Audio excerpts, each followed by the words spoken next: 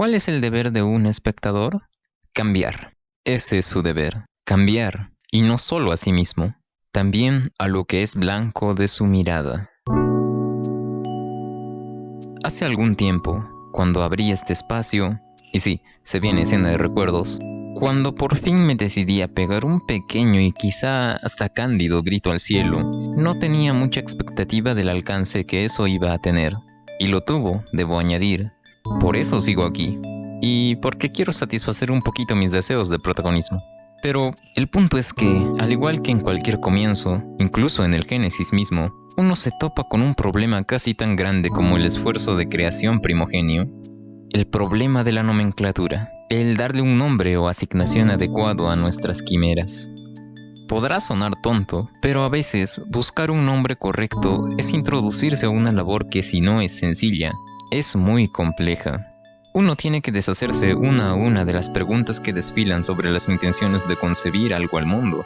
¿Es adecuado? ¿No es muy corto? ¿Ese nombre representa lo que soy o lo que hago? ¿Me gusta siquiera? ¿Le gustará a otros? Porque sí, uno a veces debe enajenarse si busca que su voz siquiera haga algún eco. Y de allí el resto es cosa conocida. Yo soy espectador casual promedio. Eso cuando lo escribo. Pero ahora mismo, cuando lo digo y pronuncio, cuando lo entono buscando tener un impacto, me doy cuenta de que no soy más espectador casual promedio, si es que alguna vez lo fui. Verán, cuando elegí ese nombre, de entre tantos otros, de entre nicknames más coloridos o pegadizos, lo hice porque creí que alguien podía hacerlo. O mejor dicho, porque nadie más quería hacerlo. Porque ese nombre, por alguna razón, y a mi juicio por las razones equivocadas, terminó por convertirse en una etiqueta demonizada de la que todos querían escapar, legítimamente. Aunque repito, por las razones equivocadas.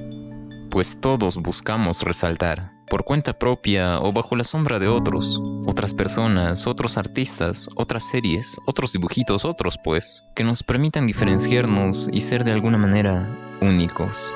Yo también quería alcanzar ese estado de unicidad, ser único, aunque esto me hace pensar en que mis métodos eran muy poco funcionales y terriblemente egoístas, ya que quería resaltar desde lo desdeñable. Eso sí, la verdad sea dicha, con el tiempo me di cuenta de que la labor de un espectador común, a pesar de tener momentos bajos, es sin duda alguna necesaria. Y precisamente por eso es que ya no puedo seguir autodenominándome como tal. Solo hablar del mirar y la mirada es en sí un ejercicio amplísimo y de historia imperecedera, por lo que nos alejaremos un poco de ella para centrarnos, como ya se habrá intuido, en uno de los protagonistas del mirar, el espectador, aquel cuya única labor parece ser solo el de permanecer en un estado de espera, pendiente de las acciones de un mundo exterior, y que, sin embargo, es de urgente necesidad para ese mundo, ya que puede, a través de nuestro peculiar testigo, demostrar que existe, o que al menos lo hizo en su día. Desconozco el origen de la palabra como tal, pero como curiosidad, se sabe que ya se usaba hace más de 2000 años, en el sentido de ser audiencia de algún evento, claro. La raíz más aceptada está en griego, y de hecho es muy popular hoy en día. Philotheamones, los especulativos, los amigos del mirar. Los amigos del mirar no eran algún tipo de grupo voyerista, sino que tenían la clara función de ver, especular y hacer posible corregir los errores de sus gobiernos y gobernantes.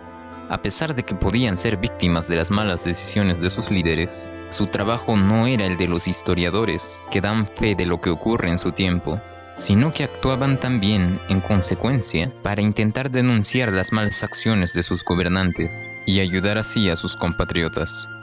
Aunque su trabajo se complementaba con el de los teóricos, es decir, el de los amigos del saber, quienes debían encontrar solución a los problemas mencionados, eran los especulativos quienes, desde su espíritu de mundanidad, debían con justicia renunciar a sus inclinaciones para obtener algún grado más de objetividad, si tal cosa es posible.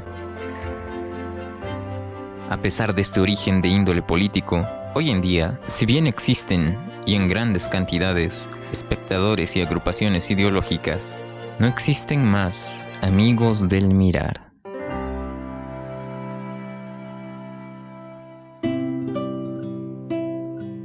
Un espectador es tal, digámoslo así, mientras tenga algún espectáculo que ver. Y todo puede ser un espectáculo, mientras el espectador tenga la intención de verlo como tal. El siglo pasado, en los primeros ahogos del boom literario latinoamericano, un famoso novelista escribió su trabajo de tesis doctoral sobre un colega suyo, catalogándolo como un deicida, un asesino de Dios, y al realismo mágico como su herramienta. Escribir novelas, decía, es un acto de rebelión contra la realidad, contra Dios, contra la creación de Dios que es la realidad. Es una tentativa de corrección, cambio o abolición de la realidad real, de su sustitución por la realidad ficticia que el novelista crea.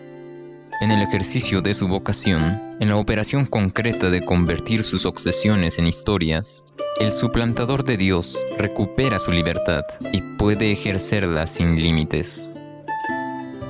Vargas Llosa estableció desde su posición que la pluma permite por un momento reemplazar al trabajo de Dios, corregir sus errores o incluso amplificarlos, olvidando que para que estos dioses puedan desenvolverse y mostrar ese poder plasmado en la hoja, necesitan de lectores dóciles como nosotros.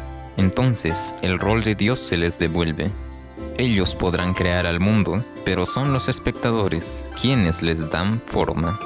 Y es un gracioso círculo, pues todo escritor debió en su momento ser espectador de la obra hecha mundo que lo rodea, y denunciar que también ellos son espectadores y especuladores del trabajo de otro. Uno no puede ser espectáculo y espectador de sí mismo a la vez, pues sería contradictorio. Cada rol se cumple en orden.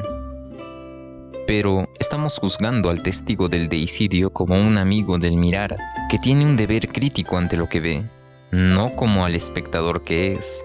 El espectador de hoy, que consume lo que quiere, sin que esto le signifique deber alguno. Esta falta de deber es la causa del predominio del Homo videns, muletilla famosa para intentar encasillar al proceso evolutivo que hoy por hoy se vive entre los hombres. Homo videns es el hombre dominado por la tecnología, y no viceversa, el hombre que vive en la videocracia, en la hegemonía de la imagen. Este Homo videns no es otro que el remedo del espectador de este lado de la historia. Ya no ve, interpreta y corrige, solo ve y si acaso corrige, pero ya no desde sí, sino desde lo que cree que es de sí. El hombre que reduce al mundo a las imágenes que se le presentan, terminará por convertirse en una marioneta de los estímulos audiovisuales, empobreciendo su lenguaje y empobreciendo a la realidad que por él se manifiesta. En 2 milenios, los amigos del mirar se han convertido en los esclavos del mirar, y su mundanidad, tan útil para sus especulaciones y denuncias, nos ha terminado por encadenar a la mediocridad. Mundanidad, sin embargo, no debe confundirse con conformidad. El ser mundano puede aspirar a más.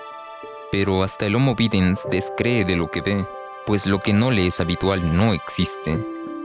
Famoso es entre los que estudian a la mente y sus interacciones el ejemplo de el efecto espectador, nombre con el que se conoce a un fenómeno social muy interesante y bastante recurrente.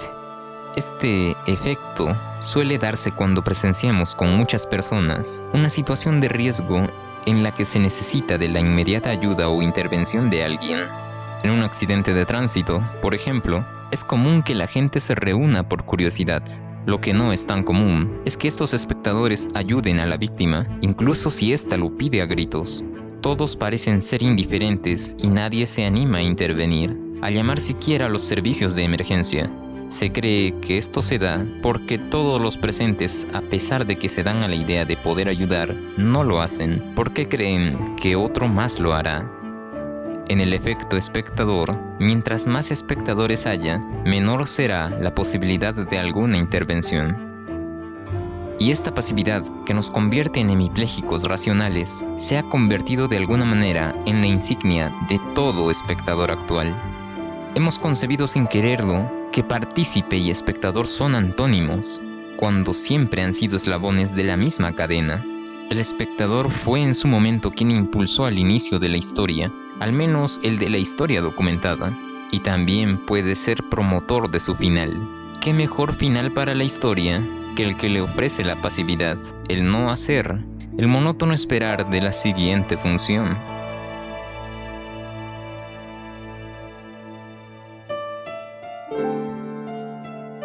Así es como adopté el nombre de espectador casual promedio, creyendo que lo que hacía lo podía hacer cualquiera, y aunque hoy también lo creo, me he dado cuenta de que ese nombre no me corresponde, y tal vez no le corresponda a nadie, porque en primer lugar, soy incapaz de ser justo.